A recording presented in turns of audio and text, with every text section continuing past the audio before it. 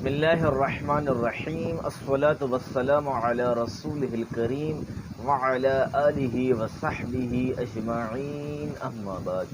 محترم بھائیوں اور دوستوں، شہنشاہ حسین نقوی صاحب جو ملت جعفریہ کے خطیب ہیں، واعظ ہیں، مجالس پڑھتے ہیں، مجمع عام سے خطاب کرتے ہیں اور بعض اوقات اہل سنت کی کتابوں سے فضائل اہل بیت بیان کرتے ہیں، بڑی اچھی بات ہے۔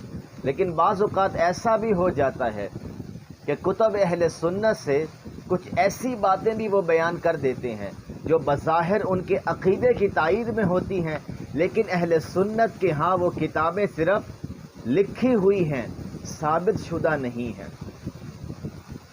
شہنشاہ حسین نقوی صاحب سے متعلق میں کئی بار اس بات کا اظہار کر چکا ہوں کہ محققانہ بات کرنی ہے تو صحیح انداز میں کریں۔ اگر کتابوں کے حوالے دکھانے ہیں تو میں کئی لیکچرز میں شیعہ کتابوں سے بہت سے حوالے دکھا چکا ہوں، لیکن یہ علم کا سفر اس طرح طے نہیں ہوتا کہ ہم فلاں مسلک کی کتاب دکھا دیں، آپ فلاں مسلک کی کتاب دکھا دیں، اس طرح تو بات نہیں بنتی۔ ایک چیز ایک مسلک مانے ہوئے ہے، پھر آپ کا حق بنتا ہے آپ اختلاف کریں، آپ تنقید کریں۔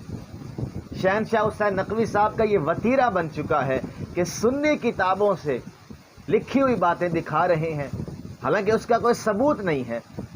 کہنے کو تو قرآن میں بھی بہت کچھ لکھا ہوا ہے، لیکن جب آپ سیاق سباق سے ہٹ کر چیزوں کو پیش کرنا شروع کر دیں گے تو کیا وہ قرآن کا مدعا بن جائے گا؟ جیسا کہ نماز کے قریب نہ جاؤ، نماز نہ پڑھنے والا تو یہاں سے دلیل دے گا کہ قرآن میں لکھا ہوا ہے، لیکن کیا قرآن کا یہ مدعا ہے آدھی آیت پڑھنا؟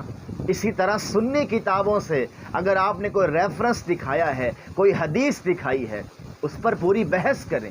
علماء اہل سنت میں جو حدیث پر کام کر رہے ہیں ان کی تحقیقات پیش کریں کہ فلاں حدیث میں نے پیش کی ہے، اس کو کسی نے ضعیف نہیں کہا، کسی نے من گھڑت نہیں کہا، یا خود محققانہ طور پر محدثانہ صلاحیت کو پیش نظر رکھتے ہوئے اس حدیث پر آپ اپنی تحکیم پیش کر دیں۔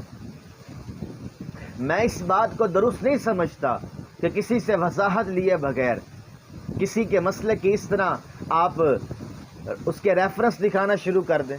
یہ علمی دیانت نہیں ہے، علمی خیانت۔ اب نقوی صاحب نے ایک حدیث پیش کی، آقا علیہ السلام نے فرمایا میری امت کے علماء بنی اسرائیل کے انبیاء جیسے ہیں، اور نقوی صاحب زور دے رہے تھے کہ یہ حدیث سنی کتابوں میں ہے، ہمارے سنی بھائیوں کی کتابوں میں ہے، اور اس حدیث کو بنیاد بنا کر انہوں نے یہ تاثر دیا، یہ نتیجہ اخذ کیا کہ ہم مولا علی کو انبیاء سے افضل مانتے ہیں۔ یہ تو ہمارے بھائیوں کے ہاں بھی ملتا ہے کہ جب عام علماء بنی اسرائیل کے انبیاء جیسے ہیں تو علی ان جیسا کیوں نہیں؟ مفتی حنیف قریشی صاحب نے اس پر بڑی اچھی گفتگو کی۔ انہوں نے حدیث کی صحت پر تو کوئی بات نہیں کی، لیکن انہوں نے اس کا اچھا موقع محل متعین کیا، اس کی وضاحت بہت اچھی انداز میں کی۔ میں آپ کی خدمت میں اس سے آگے بڑھ کر اس حدیث کی صحت کو متعین کرتا ہوں۔ آپ حدیث کی کتابیں اٹھائیں، یہ حدیث سنی کتابوں میں موجود ہے لیکن درجہ صحت پر پوری نہیں اترتی۔ یہ روایت سنی کتابوں میں موجود ہے پر درجہ صحت کو پوری نہیں اترتی، یہ من گھڑت روایت ہے۔ آپ حدیث کی کتابیں اٹھائیں، ملا علی قاری کو اٹھائیں، اسرار المرفوع میں لکھتے ہیں کہ اس کی کوئی اصل نہیں۔ قاضی شوقانی اپنی کتاب فوائد المجموعہ میں لکھتے ہیں کہ اس کی کوئی اصل نہیں، اور سب سے بڑے محدث کبیر محدث العصر شیخ البانی نے اپنی کتاب احادیث ضعیفہ میں لکھا کہ اس کی کوئی اصل نہیں، یہ من گھڑت روایت ہے۔ اور علامہ البانی نے بڑی اچھی بات کہی کہ یہ روایت زیادہ تر قادیانی اپنے موقف کی دلیل بناتے ہیں کہ انہوں نے ختم نبوت کے بعد ایک بندے کو نبی بنا کر پیش کیا ہے اور وہ دلیل کے طور پر یہ حدیث پیش کرتے ہیں، اس کی کوئی اصل نہیں ہے۔ تو نقوی صاحب یہ علم کی باتیں ہیں، خدارہ ایسے کام نہ کریں، محققانہ بات کیا کرے۔ سنی کتابوں میں یہ روایت موجود ہے پر صحیح سند سے ثابت نہیں ہے، بلکہ میں صحیح سند کیا، حسن سند کا، ضعیف سند کیا، موضوع روایت ہے یہ۔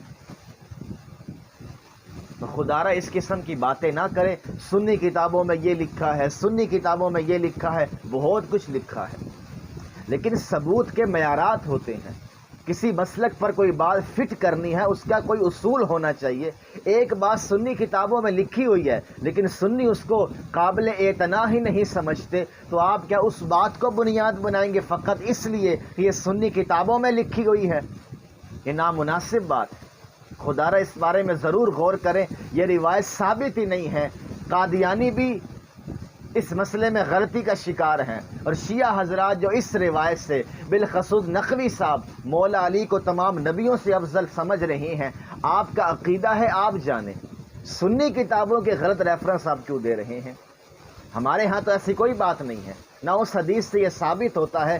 قریشی صاحب کے فیس بک پیج پر جائیں، وہاں انہوں نے اس کی وضاحت کی ہے، لیکن میں تو ایک قدم آگے بڑھ کر آپ کو حوالہ دے چکا ہوں کہ ملا علی قاری نے، شیخ البانی نے، علامہ شوکانی نے اس کو من گھڑت قرار دیا ہے۔ وما علینا الا البلاغ۔